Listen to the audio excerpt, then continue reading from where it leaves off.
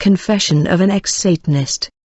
Dear brothers and dear friends, we want to share with you this testimony, which like the other testimonies awakens us in relation to spiritual warfare. It is the story of the young Philistine Mulop who, at the age of 13, voluntarily involved himself in witchcraft after watching demonstrations of a magician in their college. He climbed the ladder in Satan's camp and committed dreadful damage until he accepted God's outstretched hand and gave his life to Jesus Christ. This testimony opens our eyes more on the works of the world of darkness in general, and on the submarine world in particular. It is very clear, and warns us against the risk of living without having Jesus Christ as Lord and Master, and also against the danger of being a born-again Christian without truly living a life of sanctification. Initiation into red magic. One day a magician came to perform magical demonstrations in our college, as it was done in the past. I approached him to consult him because I wanted to become a powerful and famous man in my city and in my school.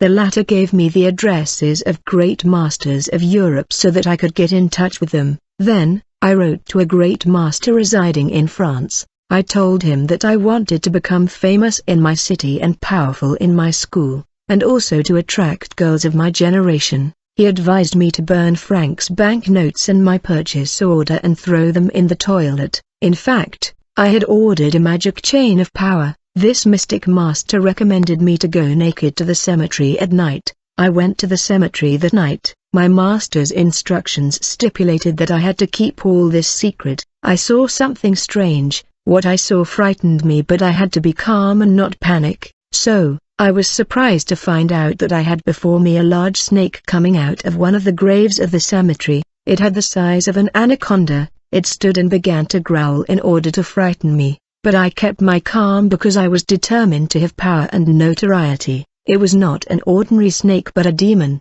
Seeing that he had not made me flee, he opened his huge mouth in which was a bright and brilliant chain. Then, I heard a voice that commanded me to insert my hand inside the jaws of the snake and remove the magic chain. I had no choice, otherwise I would go crazy or die, and the devil would be happy to see me die because he would have won my soul. I then removed the chain from the snake's mouth and put it around my neck as a sign of victory, but unfortunately, my victory was short-lived because I was surrounded by a group of living dead in skeletal form who were singing strange song.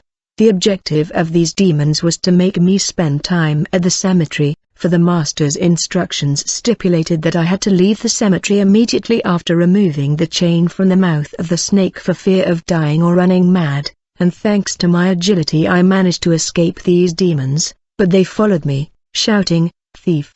They chased me with sticks and stones. Others went ahead of me to block the way, but I was able to dribble them. Finally I left the cemetery and I had just escaped death. Beloved, this was when I was only 13, but do not be surprised because there are even babies coming out of their mother's womb to travel to the invisible world and practice witchcraft. The world is full of mystery. There are terrible things happening at night while people are asleep.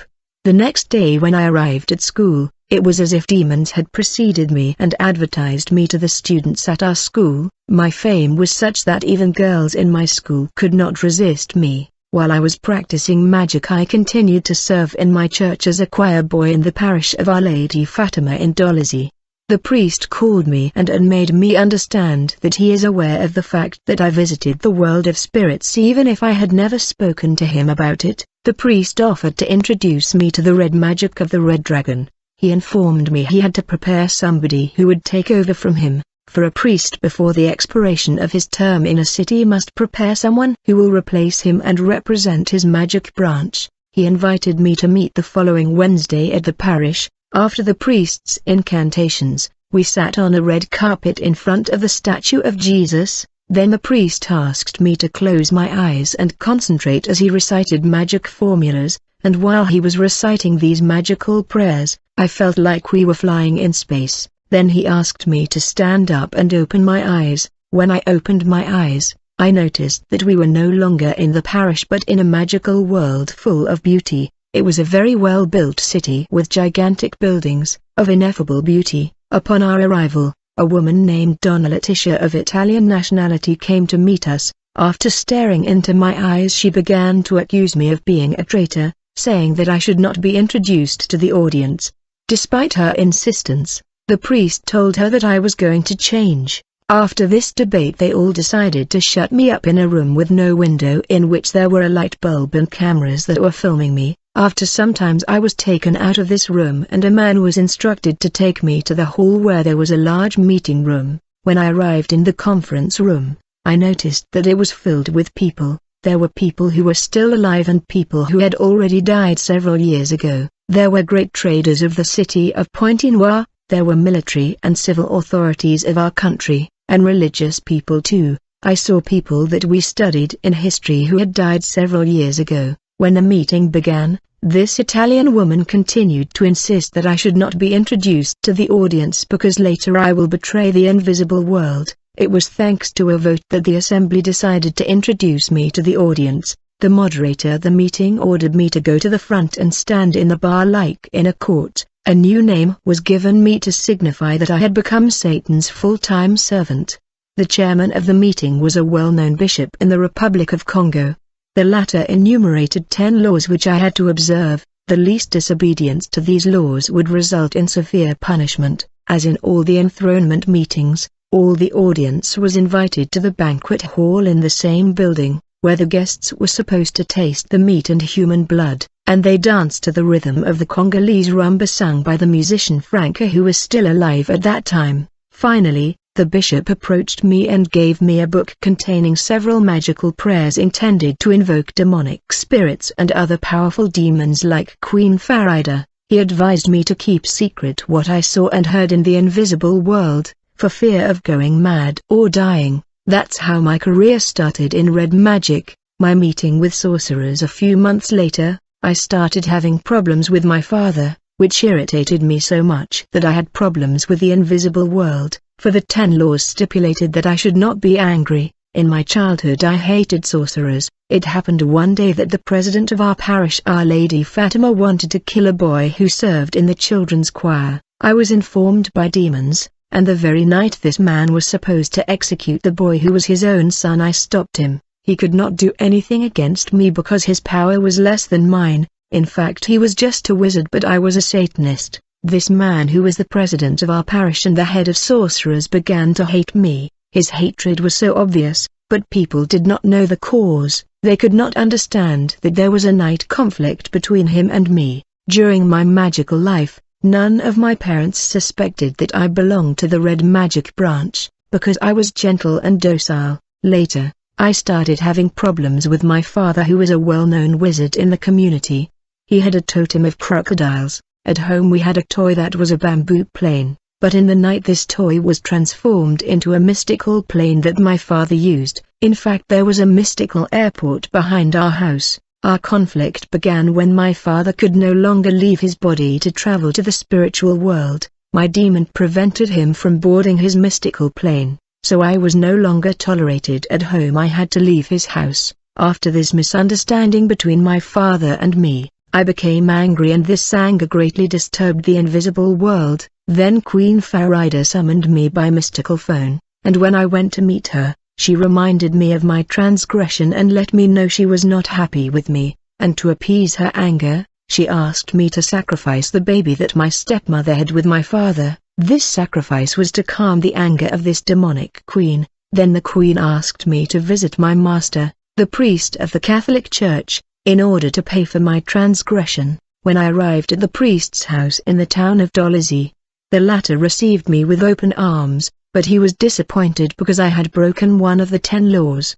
The priest told me that to plead for the grace of the great master Satan, I had to do a novena. That means 9 days of fasting without eating or drinking in the parish. Afterward I had to sacrifice 9 children to the devil. As soon as the 9 days of fasting were completed, the priest invited me to his quarters to help me sacrifice these children to Satan. Then the priest set up a charity organization for the distribution of food and supplies to children from 2 to 12, as is the custom in Catholic churches. Every Monday we would distribute food to children. While the children were lined up, I had to put my right hand on the head of the child who will be the next victim. As a result, 9 of these children died in the course of time. I regret killing innocent children. We must understand that behind the many charitable organizations of the Catholic Church there are human sacrifices. I advise you never to allow Catholics to hold a death service for a member of your family. In fact,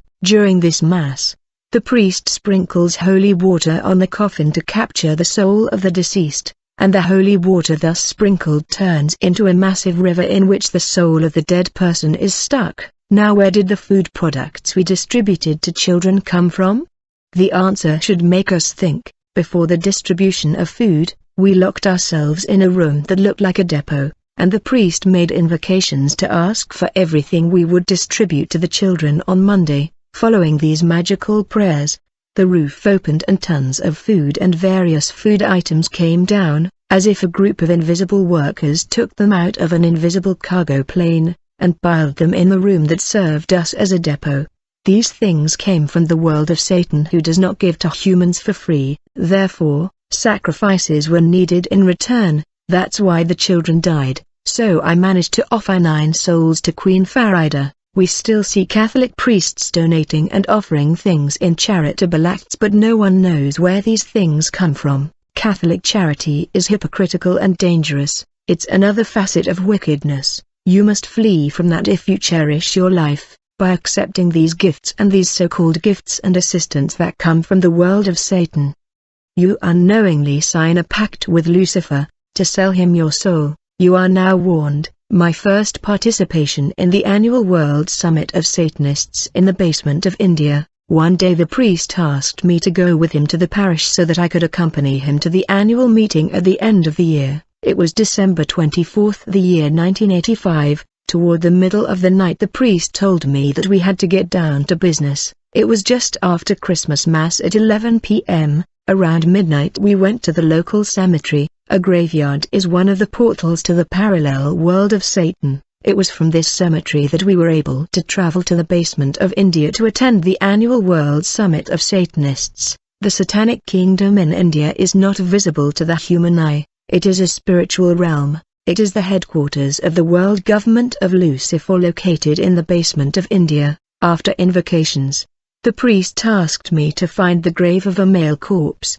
Once this was done, he made a magical prayer and the person rose from his grave and I was able to talk with him. Then I lay down in his grave and we told him to keep my body during my trip to India. When I laid in his coffin my spirit came out of my body, and I landed in India to attend Satanists' World Rally. There were famous footballers, film and musical stars, well-known political leaders. They were fallen angels, superior demons and principalities. Newcomers like me had to be presented to the audience, and it was in this kind of gathering that major events that were to happen in the world in the upcoming year were determined. Thus, the outcome of politic, sporting and commercial events was decided and determined in advance. This satanic gathering takes place every year from December 24th to 31st. The change of political regime and the results of the elections are decided in advance at these meetings. Sports results and results of championships are also decided and determined in advance during this meeting.